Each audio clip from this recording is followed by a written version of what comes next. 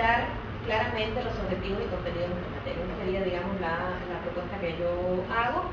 Esto es no sé si es lo que se esperaba que yo hiciera en la presentación del plan de estudios en cuanto al eje de comunicación aplicada, pero esto fue lo que hice. Sí, me quedo aquí, hacen preguntas. ¿Cómo sigue la cosa? ¿Cómo es?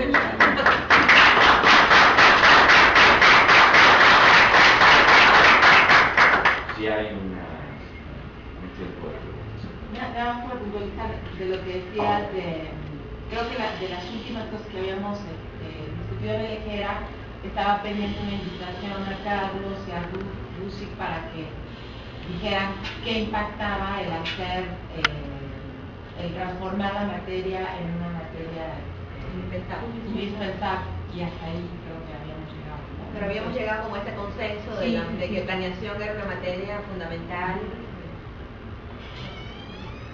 Yo tengo, no sé, entre pregunta o comentario, y sobre todo en la relación que explicabas del eje de comunicación aplicada con el eje de metodología. Una pregunta en general, y creo que lo hemos discutido en otros espacios, ¿dónde se deben impartir las metodologías de intervención? Yo creo que no son propiedad de ningún eje en particular.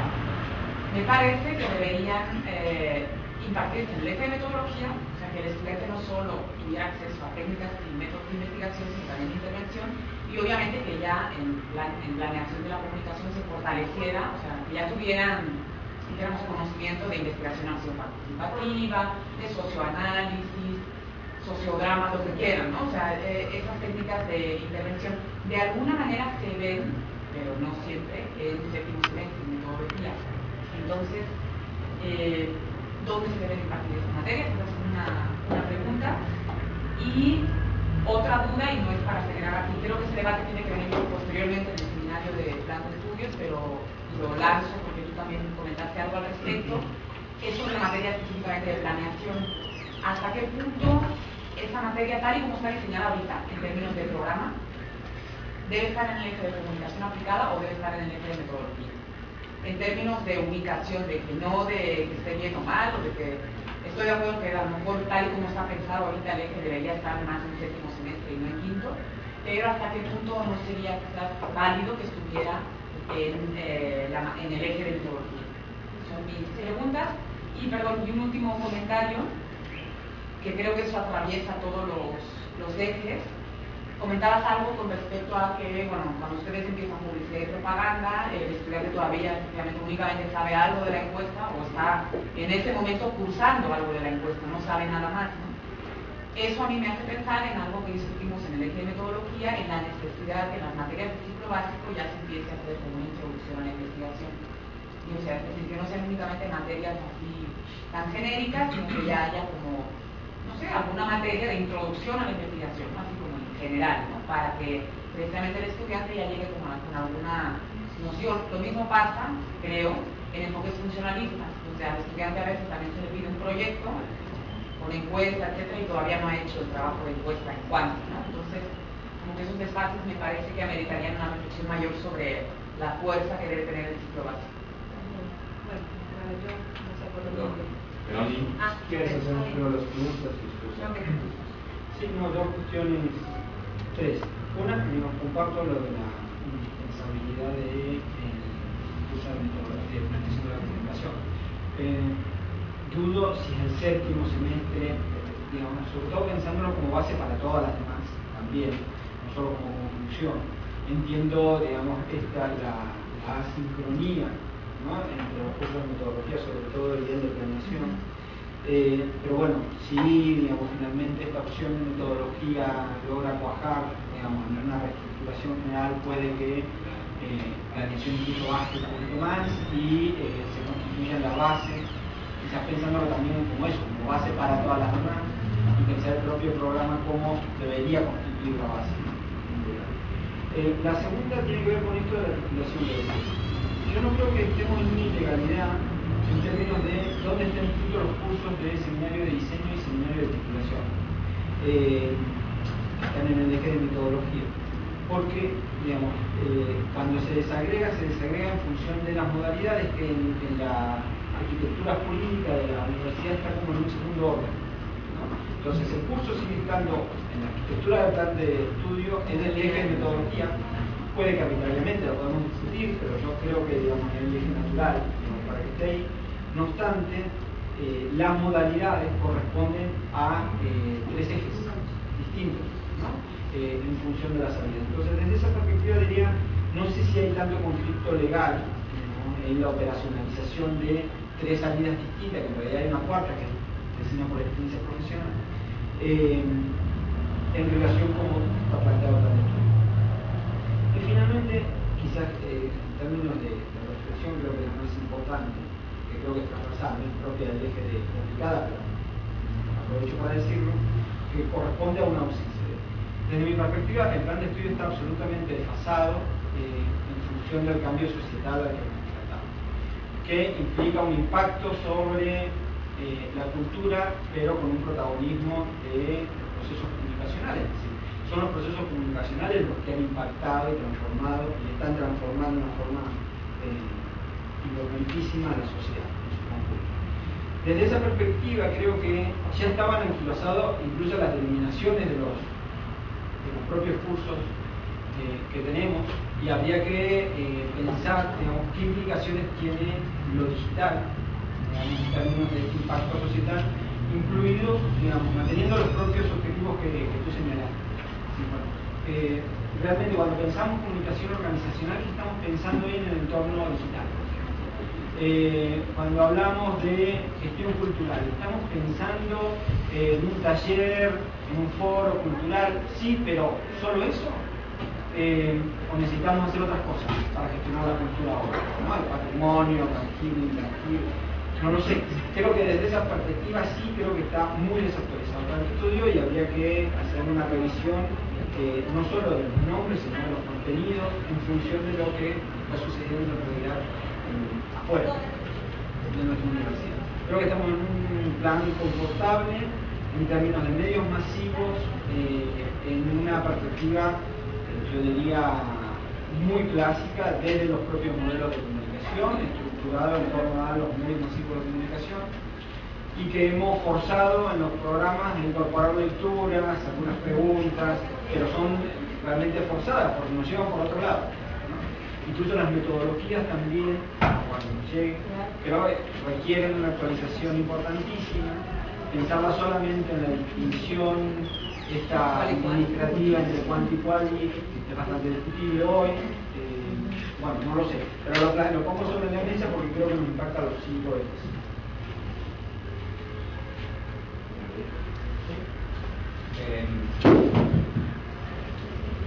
Quizás cuando exponga lo que entendí que me quería presentar, que tiene que ver más bien con la manera en que se articuló el plan de estudio, se puede entender mejor mi comentario de ahora, más que pregunta, porque yo creo que eres muy clara en la precisión que tú tienes respecto de hacia dónde se debería orientarse el plan de estudio, no en este en particular. Yo creo, como Jerónimo, yo creo que tu presentación, como la que todos los que vamos a estar acá, van a cruzar todos ellos, no van a ser como una clase, ¿no? Pero yo al menos celebro que se presente de manera más clara, porque creo que la discusión que está acá no es temática, ni siquiera es teórica, yo creo que es de carácter sistémico, y yo diría que es de carácter político. Es decir, tiene que ver con lo que tú señalabas al final, en términos hacia dónde debería orientarse el estudio, cómo deberíamos mejorar. Creo que eso responde a una concepción que tenemos de la licenciatura, y creo que esa concepción se expresa en términos de la manera diferenciada que entendemos el campo de la comunicación. Y Jerónimo Octava lo explicita más en términos de que me parece que hay como dos lógicas que están presentes. Una lógica que instala la idea del campo de la comunicación como un campo disciplinario que tiene que actualizarse en función de cómo evoluciona el campo en sí mismo, el campo profesional, y en ese sentido cómo debería evolucionar la formación de los profesionales que se inscriben dentro de la lógica de la disciplina de la comunicación. Y en eso, por ejemplo, lo que plantea Jerónimo es muy plausible, digamos, ¿no? O sea, hay una especie como de atraso en esta lógica porque hoy, desde los teóricos de la comunicación, se ha planteado que la dimensión sociocomunicacional es una dimensión más bien digital, ¿no? Y por lo tanto tendríamos que incluirla. Y bajo esa lógica yo diría que esta idea de la acumulación de los contenidos que se tienen que ir como sumando al plan. En cambio, me parece que desde el origen este plan de estudios se inscribió en una reflexión distinta. Porque la lógica disciplinaria se inscribe en una tradición, yo diría todavía dominante, que se remonta a los orígenes de la ciencia social, ¿no? Esta concepción más bien disciplinaria y por lo tanto segmentada en términos de campos. Y creo que este plan de estudio en su origen se planteó el desafío de construirse transdisciplinariamente. Y el lugar para poder pensarlo transdisciplinariamente fueron los estudios culturales. Fueron los enfoques que discutíamos con Marta y con Tanios, que éramos como la comisión que estábamos pensando cómo organizar el plan de estudio en términos de su fundamentación y de su orientación formativa, y creo que eso se perdió en el tiempo. Se perdió en términos de preocupación, y creo que incluso se perdió en términos de la articulación de los ejes. Incluso yo me acuerdo las discusiones que teníamos, yo no sé si aquí por ejemplo no está la colega Cintia, y me acuerdo perfectamente cómo Cintia alegaba que las asignaturas optativas tenían que ser, para los estudiantes, tenían que ser solamente las vinculares, porque de otra forma arriesgaban que colegas que estaban en el plan de estudio no tuvieran grupo, ¿no? Entonces hubo racionalidades que no tenían que ver con el plan de estudio, sino que tenían que ver con racionalidades unianas, de la defensa del trabajo del colegio, ¿no? O sea, creo que hubo racionalidades que fueron como sumándose en la manera en que pensamos el desarrollo de los distintos ejes. Entonces, por ejemplo, esta es la única licenciatura que tiene como restricción que nuestros estudiantes solo pueden tener como optativas el plan de estudio. Es la única, ¿no? Es la única que rompe incluso con el modelo de la universidad, ¿no? Pero yo tengo muy presente que incluso todos discutimos y dijimos, claro, hay que defender la chamba del colegio, ¿no? No nos dimos cuenta de lo que estábamos haciendo. Pero a eso me refiero en términos que hubo muchas racionalidades que empezaron a operar en la manera de que hoy tenemos un plan de estudio mucho más rigidizado que lo que originalmente hacíamos. Por un lado ese comentario. Lo segundo, que es tu preocupación de la articulación, yo siento que creo que nos contiene. Creo que aquí tenemos varios la misma preocupación. Me parece que quizás ahí habría que poner un compás de espera, o yo diría más bien plantearlo en términos más bien de proposición o de sugerencia, más que de resolver qué es lo que podemos hacer, porque hay un reglamento de carácter institucional que está en curso, que está estableciendo cuáles son las modalidades de licitación de la universidad, de toda la universidad, no solamente de nuestra carrera. Entonces, en ese sentido, yo dejaría, al menos en términos, cambiarle el tono, ¿no? Yo comparto contigo que hay que preocuparnos en términos, ¿cómo podemos decir en el plan de estudio que está autorizado por la SEP una cosa y nosotros irnos por la libre, ¿no? No, yo creo que sería quizás, al menos en eso en particular, quizás pensar que nuestra forma en que hemos ido trabajando el plan de estudio, de irnos adaptando a lo que queremos nosotros, podría ser manera de estimular a nuestros estudiantes, plantearlas como propuestas, como sugerencias, ser consideradas en la dirección que ha hecho el gobierno de articulación. Yo creo que dejaría estar. Mi participación va en torno al sentido de que este seminario, en términos de que se va generando este diálogo, vayan haciendo puentes, que vayan articulando una dimensión teórica organizativa y la práctica con los estudiantes. Como decías, la comunicación aplicada está articulada al eje teórico de cultura y al eje de comunicación, pero una exposición y todo lo que necesita mucho más inclinada a esa comunicación. Se está como explícito comunicación e implícito cultura. Entonces yo creo que ahí, entre los semestres y las materias que se dan, podrían organizarse como qué conocimientos, qué saberes se están adquiriendo sobre ciertas etapas, digamos, del desarrollo de los estudiantes, para incorporar las reflexiones complejas de la cultura, en tanto que, por ejemplo, ¿no? Cuando se dice que los objetivos de la licenciatura de Comunicación y Cultura pueden detectar necesidades e interpretar problemáticas, pero si partimos que las necesidades se crean cultural, social, históricamente, simbolizadas, entonces qué necesidades son, cómo se construyeron, qué intereses, toda la parte política, simbólica, todo ese proceso y en el mismo tiempo en la que alguien participa en la realidad concreta, en la realidad social, pues es un mundo interpretable de conflictos, etcétera, que la situación actual también nos implica prever incluso algunas de las situaciones agudas, digamos, que existen en la sociedad por la violencia, etcétera, que implica tomar en cuenta esta dimensión histórica, antropológica, histórica, simbólica, en las cuales los estudiantes en términos de dar propuestas nada más de cumplimiento a medida, también implica problemas culturales, sociales, y que tienen que interrelacionarse, digamos, para generar este diálogo, tanto en la parte de la formación como en la parte de campo y en la parte de la aplicación. Entonces yo creo que hay que como explicitar un poco más y en cómo organizarlo en términos incluso teórico-prácticos, pero también didáctico-pedagógicos con los estudiantes, para que tengamos un trabajo intertransdisciplinario en las diferentes etapas con los estudiantes. Ser lo más explícito de cómo se articularía.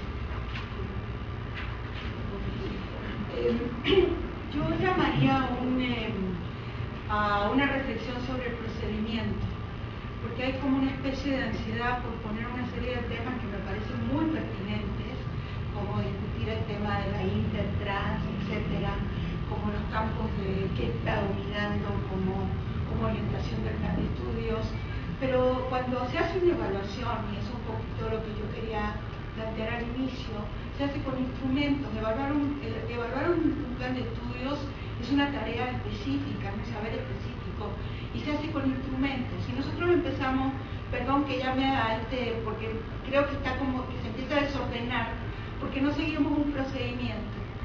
Hay indicadores para evaluar los planes de estudio. Por ejemplo, el perfil de egreso, y si tú partes con el perfil de egreso, puedes ver si los planes y los contenidos de los programas están colaborando ese perfil de egreso y bueno, en fin, yo traía una serie de reflexiones, pero me parece que yo llamaría a un tema de procedimiento.